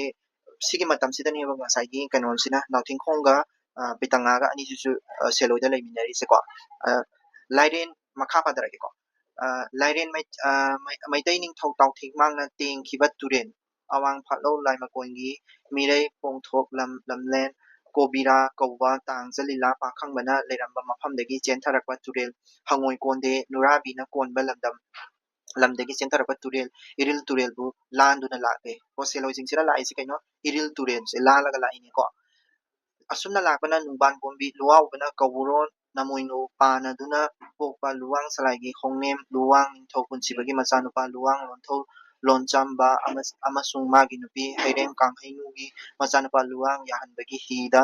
ꯊꯧꯕꯥꯟ ꯇꯨꯔꯦꯟꯒꯤ ꯇꯣꯔꯩ ꯃꯇꯨꯡ ꯏꯟꯅ ꯆꯠꯈꯤꯗꯨꯅ ꯏꯟ ꯊꯥꯗꯨꯅ ꯉꯥ ꯐꯥꯔꯝꯈꯤꯕ ꯃꯐꯝ ꯀꯣꯡꯕ ꯉꯥꯆꯩꯊꯦꯟ ꯃꯩꯗꯤꯡꯉꯨ ꯅꯣꯏꯅꯥꯏ ꯊꯋꯥꯟ ꯊꯥꯕꯒꯤ ꯉꯥ ꯐꯥꯐꯝ ꯂꯤꯟꯗꯨ ꯂꯧꯈꯠ ꯄꯥꯠꯄꯨ ꯁꯝꯗꯨꯅ ꯆꯠꯂꯒ ꯑꯋꯥꯡ ꯊꯪꯕ ꯊꯥꯡꯋꯥꯏ ꯂꯝꯗ ꯇꯥꯏꯅꯕ ꯂꯧꯄꯨꯡ ꯐꯩꯕꯨ ꯍꯣꯟꯗꯣꯛꯇꯨꯅ ꯈꯣꯡꯕꯤꯗꯣꯛ ꯌꯧꯔꯕꯗ ꯃꯩꯇꯩ ꯅꯤꯡꯊꯧ ꯎꯔꯥ ꯀꯣꯟꯊꯧꯕꯒꯤ ꯃꯅꯥꯏ ꯅꯣꯡꯃꯥꯟ ꯀꯗꯦꯝ ꯁꯣꯏꯁꯦꯟꯕꯅ ꯇꯣꯡꯖꯦꯡ ꯁꯣꯏ ꯈꯥꯕꯩꯕꯨꯡꯗ ꯎꯅꯥ ꯃꯊꯪ ꯂꯣꯟꯈꯠꯅꯔꯒ ꯁꯤꯡꯃꯨꯠꯅ ꯑꯀꯣꯏꯕ ꯌꯨꯡꯂꯒ ꯅꯥꯄꯤꯅ ꯑꯃꯨꯛ ꯈꯥꯖꯤꯟꯗꯨꯅ ꯂꯨ ꯊꯨꯝꯃꯤ ꯀꯣ ꯂꯨ ꯊꯨꯝꯃꯤ ꯃꯐꯝꯁꯦ ꯃꯣꯏꯅ ꯊꯦꯡꯅꯔꯤꯕ ꯃꯐꯝꯁꯦ ꯀꯅꯥꯅꯣ ꯍꯥꯏꯗꯤ ꯈꯣꯝꯕꯤꯗꯣꯛ ꯍꯥꯏꯕ ꯁꯣꯔꯤ ꯈꯣꯝꯕꯤꯗꯣꯛ ꯁꯦꯂꯣꯏꯁꯤꯡꯁꯦ ꯂꯥꯟꯗꯥꯕ ꯂꯥꯛꯑꯦ ꯑꯗꯨꯒ ꯀꯔꯥꯏ ꯌꯧꯔꯛꯑꯦ ꯈꯣꯝꯕꯤꯗꯣꯛ ꯌꯧꯔꯛꯑꯦ ꯈꯣꯝꯕꯤꯗꯣꯛ ꯌꯧꯔꯛꯄ ꯃꯇꯝꯗ ꯀꯅꯥ ꯊꯦꯡꯅꯔꯦ ꯈꯣꯝꯕꯤꯗꯣꯛꯇ ꯉꯁꯥꯏꯒꯤ ꯀꯩꯅꯣꯁꯦ ꯎꯔꯥ ꯀꯣꯟꯊꯧꯕꯒꯤ ꯃꯅꯥꯏ ꯑꯆꯥꯟꯕ ꯃꯅꯥꯏ ꯀꯣ ꯃꯩꯇꯩ ꯅꯤꯡꯊꯧ ꯎꯔꯥ ꯀꯣꯟꯊꯧꯕꯒꯤ ꯑꯆꯥꯟꯕ ꯃꯅꯥꯏ ꯀꯅꯥꯅꯣ ꯅꯣꯡꯕꯥꯟ ꯀꯗꯦꯝ ꯁꯣꯏꯁꯦꯟꯕ ꯀꯣ ꯅꯣꯡꯕꯥꯟ ꯀꯗꯦꯝ ꯁꯣꯏꯁꯦꯟꯕꯁꯦ ꯊꯦꯡꯅꯔꯦꯕ ꯁꯤꯁꯦ ꯀꯅꯥꯅꯣ ꯍꯥꯏꯔꯒꯗꯤ ꯀꯔꯦꯛꯇꯔ ꯑꯃꯒꯅꯤ ꯀꯣ ꯎꯔꯥ ꯀꯣꯟꯊꯧꯕꯒꯤ ꯑꯆꯥꯟꯕ ꯃꯅꯥꯏ ꯑꯣꯏꯗꯣꯏꯅꯦꯕ ꯎꯔꯥ ꯀꯣꯟꯊꯧꯕꯒꯤ ꯑꯆꯥꯟꯕ ꯃꯅꯥꯏ ꯑꯣꯏꯗꯣꯏꯅꯦꯕ ꯀꯣ ꯃꯅꯥꯏ ꯑꯣꯏꯗꯣꯏꯅꯦꯕ ꯑꯆꯥꯟꯕ ꯃꯅꯥꯏꯁꯦ ꯊꯦꯡꯅꯔꯦ ꯈꯣꯝꯕꯤꯗꯣꯛ ꯍꯥꯏꯔꯤꯕ ꯃꯐꯝꯅꯤꯀꯣ ꯈꯣꯝꯕꯤꯗꯣꯛ ꯍꯥꯏꯁꯦ ꯁꯦꯂꯣꯏꯁꯤꯡꯅ ꯂꯥꯟꯗꯥꯕ ꯂꯥꯛꯄ ꯃꯇꯝꯗ ꯈꯣꯝꯕꯤꯗꯣꯛꯇ ꯅꯣꯡꯕꯥꯟ ꯀꯗꯦꯝ ꯁꯣꯏꯁꯦꯟꯕ ꯁꯦ ꯊꯦꯡꯅꯔꯦ ꯀꯣ माना करी तौरगे हारकन लू थुमबने मासे लू थुमबने मासे को हदी नापी मैम अमक तौरगा लू थुमबने इसिंग इसिलदा को खाबै पुंगदा उना मथंग मथंग लोंकतनारगा सिंगुटना अकोइबा युंगलगा नापीना अमुक खाजिनदुना लू थुमी इसिंग इसिलदा काखलकपा कुमलकपा nga phaduna leringayda seloi langa singna thang yokhan khumphang ngangcheng haukap chingsangda landagena laha haina lan lakpa adu kadem social mena uduna mabukta marau leina una mathang mathang lon khatnaraga semba khongpai matakta nga apumbana masada tesenduna asiba migum inghallaga nungsa sor thingduna asiba saduna leire ko asi khongpai matakta nga apumba masada tesena nga apumba masada teselaga माजे सिसनबा सारा लेदोनी को सिजे सिगी तांका सिदगी हौरएबा question अमा लेगिबनी को question अमा कमायना ले सिगी तांका सिदगी कोई क्वेश्चन से सेमा हौरानी सि खोबिदोक्ता nga apumba taisalga सिसनबा सारा लेगिबसे से सिदे sta करेक्टर लाई उरा कोथबना लंगमाइदा लंदाबस लंगमाइ चिंगसांगदा lam kano seloi langmai da landa gi maram se kari gino sine ola ura kon thawna seloi langmai gi mi aidi lami sing da landa ri se kari maram gino aina question ama yaw kre question ani two times mi yaw kre ko 2009 sum kamara 2019 ga 23 gara kano mo gi kum tawani ado mamang da yaw grabni question ja hangrabni ko adugi question dugi answer ni se khuma kadoise shidigi hore ko ngasai ko kanai diga horote ba ko wari se seloi langmai gi kano singsina kanada landa bala landa bala ise khunpham ngangching da landa bala pane ko odigi hakap chingchang side ista landa bala sida khombidokta nongban kadem social ba thengnare ura ko thoboge sama manai se ma se nga apumba taisalaga nga apumba nga nga apumba taisalaga kadore taisalaga taisilaga lotlaga leire ko taisilaga asiba sare ko hariba mana nga apumba taisilaga asiba saraga leire asiba sara leibedegi ma se kadore ko question do si direct sigi potse direct ai copy tawra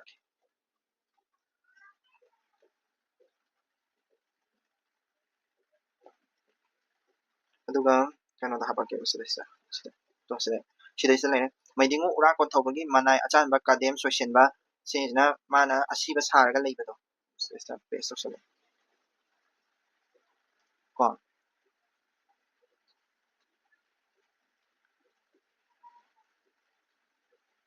ko asiba saraga leigre ko ma se asiba saraga ma se leisanagre ko sida swai ju aina answer je habet khara irame ko marau tawraga una saba khongpai mathakta nga apumba tairaga ma se lolaga leigrabani ko asiba saraga makha padarake ko adegi seloi lamai singna ugi khongpai landuna ture lalakpada nongban kademna masada apumba nga taisilaga ko masada apumba nga taisilaga sisinaduna leiba adu uraduna lamai singna maidingu lairen ura kon thobodagi manai nongban kadem social ba sidi sire haina khongna kauduna khutna paiduna yenglamni ko apumba taiba mas lesta khongna kauduna khutna paiduna yenglam bai tare khongna kauduna ko yenglamba ko khongna kauduna khutna paiduna yenglamba seloi langmaina asibabu atotpa halakpada halakpu terakpa haina kawi nongban kadem social ba sidi totle horen halakpada totle hai sire sineba ko totle horen halakpada manga kaklasi haina ugi kongpai mathakta adumak hundok tuna ture landuna chatkirami thanga yaukhanching khunpha ngangjing gi lambu yaunaba chatkrabada maidingu gi manai nongban kadem social badi chena lakpana maitai khulak changlakle ahing nongyai aduda maitai ningthau ura konthobagi manai phaida da haiki maidingu gi manai phaida thongakpa thuna thong hangu haidana thong hangalaga maidingu ura konthoboda ibungo seloi langmai singi thanga yaukhan khunpham ngangchengda landagi haidana turin landuna chatkre nanai aidi marau leina asiba saduna lehobodagi seloi langmai singna horen lan halakpada makok kaklasi haidana hundoklamme haina paudam ki pau adu tabada laren maidingu ura kontobana ahing no ya athengba aduda asawaga loinana kangla pungjang reidona poirei khunja nai japuna kangla da kaukhatla u haina pausele ꯃꯩꯗꯤꯡꯉꯨꯅ ꯀꯪꯂꯥꯗ ꯀꯧꯈꯠꯄꯗ ꯄꯣꯏꯔꯩ ꯈꯨꯟꯖꯥ ꯅꯥꯏꯖ ꯂꯥꯏꯐꯝ ꯈꯥꯕꯝꯒꯤ ꯃꯤ ꯄꯨꯝꯅꯃꯛ ꯀꯪꯂꯥꯗ ꯂꯥꯛꯂꯕꯗ ꯂꯥꯏꯔꯦꯟ ꯃꯩꯗꯤꯡꯉꯨ ꯑꯍꯤꯡ ꯑꯊꯦꯡꯕ ꯑꯗꯨꯗ ꯁꯒꯣꯜ ꯁꯥꯄꯣꯟ ꯁꯦꯝꯗꯨꯅ ꯑꯋꯥꯡ ꯃꯥꯏꯀꯩꯗ ꯂꯥꯟꯗꯥꯔꯛꯂꯦ ꯂꯨꯋꯥꯡ ꯅꯣꯡꯈꯣꯡ ꯖꯥꯝꯕꯅ ꯀꯣꯔꯤꯅ ꯄꯟꯆꯟꯗꯨꯅ ꯀꯣꯟꯒꯣꯡꯅ ꯌꯣꯝꯗꯨꯅ ꯁꯥꯕ ꯊꯣꯡꯕꯨ ꯂꯨꯋꯥꯡ ꯃꯥꯒꯤ ꯗꯥꯔꯥ ꯅꯥꯂꯥ ꯑꯣꯏꯕ ꯂꯨꯋꯥꯡ ꯃꯥꯒꯤ ꯃꯤꯁꯤꯡꯅ ꯂꯥꯟꯗꯨꯅ ꯆꯠꯍꯟꯗ꯭ꯔꯦ ꯎꯔꯣꯛ ꯀꯧꯕ ꯎꯆꯦꯛꯅ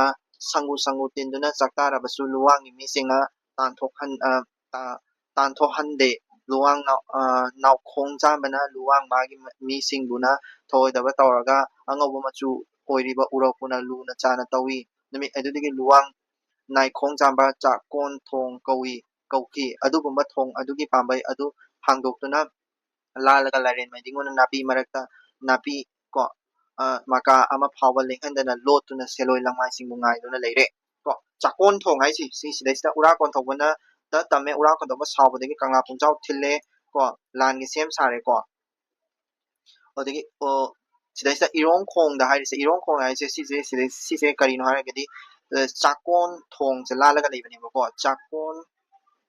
ꯆꯥꯛꯀꯣꯟ ꯊꯣꯡꯁꯤꯒꯤ ꯃꯔꯝꯗꯅꯤ ꯃꯥꯅ ꯁꯤꯗꯩꯁꯤꯗ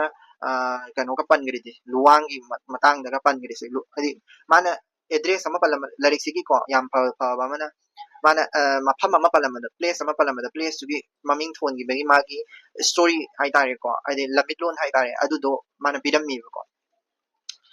ꯑꯗꯨ ꯉꯥꯏꯔꯒ ꯂꯩꯈ꯭ꯔꯦꯀꯣ ꯁꯦꯂꯣꯏꯁꯤꯡ ꯂꯥꯛꯑꯅꯤ ꯁꯦꯂꯣꯏꯁꯤꯡꯗ ꯂꯥꯟꯗꯥꯔꯅꯤ ꯁꯦꯂꯣꯏ ꯂꯪꯃꯥꯏꯁꯤꯡꯒ ꯊꯥꯡꯒ ꯌꯧꯈꯟ ꯈꯨꯐꯝ ꯉꯥꯛꯆꯦꯟꯗ ꯂꯥꯟꯗꯥꯔꯨꯔꯒ ꯍꯜꯂꯛꯄꯗ ꯅꯥꯄꯤ ꯃꯔꯛꯇ ꯂꯣꯠꯇꯨꯅ ꯂꯩꯔꯤꯕ ꯃꯩꯗꯤꯡꯉꯨꯅ ꯂꯥꯟꯗꯥ ꯁꯤꯟꯈꯤ ꯂꯥꯟ ꯑꯗꯨꯗ ꯁꯦꯂꯣꯏ ꯂꯥꯟꯃꯤ ꯀꯌꯥ ꯐꯥꯔꯦ ꯀꯌꯥ ꯑꯃꯅ ꯃꯄꯥꯡꯒꯜ ꯂꯩꯇ꯭ꯔꯗꯨꯅ ꯆꯦꯟꯅꯔꯦ ꯇꯥꯅ ꯊꯤꯟꯗꯨꯅ ꯊꯥꯡꯅ ꯌꯥꯟꯗꯨꯅ ꯍꯥꯠꯂꯦ ꯀꯌꯥ ꯑꯃꯅ ꯃꯀꯣꯛ ꯀꯛꯂꯦ ꯌꯦꯟꯗꯦꯝ ꯊꯔꯥ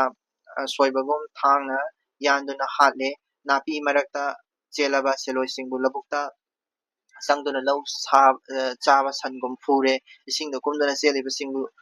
ꯂꯥꯡꯕꯟ ꯊꯥꯗꯦ ꯏꯁꯤꯡ ꯏꯆꯦꯜꯗ ꯀꯥꯔꯛꯄ ꯉꯥꯒꯨꯝ ꯐꯥꯗꯨꯅ ꯍꯥꯠꯂꯦ ꯆꯤꯡꯗ ꯀꯥꯗꯨꯅ ꯆꯦꯜꯂꯤꯕꯁꯤꯡꯕꯨ ꯉꯥ ꯐꯥꯗꯨꯅ ꯍꯥꯠꯂꯦ ꯁꯦꯂꯣꯏꯁꯤꯡꯒꯤ ꯃꯁꯥꯗ ꯇꯥꯔꯛꯄ ꯏꯅ ꯃꯐꯝ ꯈꯨꯗꯤꯡ ꯊꯨꯡꯂꯦ ꯃꯗꯨꯗꯒꯤ ꯊꯛꯄꯔꯧ ꯅꯝꯁꯪꯀꯣꯟ ꯀꯧꯈꯤ ꯀꯣ ꯂꯝꯃꯤꯠꯂꯣꯟꯁꯨ ꯑꯗꯨꯝ ꯍꯥꯞꯄꯤꯅꯤꯀꯣ ꯂꯪꯃꯥꯏꯁꯤꯡꯒꯤ ꯏꯅ ꯅꯥꯄꯤ ꯃꯅꯥꯅ ꯀꯥꯔꯦ ꯅꯥꯒꯥꯑꯣ ꯀꯧꯈꯤ ꯑꯋꯥꯡ ꯃꯥꯏꯀꯩꯗ ꯂꯩꯕ ꯅꯥꯒꯥ ꯇꯨꯔꯦꯟꯒꯤ ꯃꯔꯨ ꯍꯧꯔꯛꯐꯝ ꯏꯄꯨ ꯊꯛꯄꯔꯧ ꯅꯝꯁꯪꯀꯣꯟ ꯂꯪꯃꯥꯏꯁꯤꯡꯅ ꯑꯋꯥꯕ ꯇꯥꯈꯤꯕ ꯂꯝꯗꯝ ꯑꯗꯨꯗ ꯂꯥꯟꯗꯥꯕꯗ ꯂꯤꯛꯇꯣꯞ ꯊꯧꯔꯥꯡ